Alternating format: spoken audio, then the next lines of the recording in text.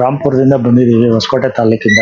ಇಲ್ಲಿ ತುಂಬಾ ಫೇಮಸ್ ಆಗಿದೆ ಉಪ್ಪುಕುಂಟೆ ಹತ್ರ ನಮ್ಮ ಮಂಜುನಾಥ ಸ್ವಾಮಿಗಳು ವಿಗ್ರಹ ಮಾಡಿಸ್ಕೊಂಡು ಹೋಗಕ್ಕೆ. ನೋಡಿ ತುಂಬಾ ಚೆನ್ನಾಗಿ ಮಾಡಿದ್ದಾರೆ. ಇಲ್ಲಿ ಏರಿಯಾದಲ್ಲಿ ಫೇಮಸ್.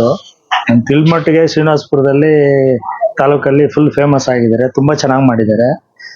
ನಾಗದೋಷ ಏನಾದ್ರು ಇದ್ರೆ ಅದನ್ನ ನಾವು ಮಾಡ್ಸಕ್ಕೆ ಇಲ್ಲಿ ಆರ್ಡರ್ ಕೊಟ್ಟಿದ್ದೀವಿ. ತುಂಬಾ ಚೆನ್ನಾಗಿ ಮಾಡಿದ್ದಾರೆ.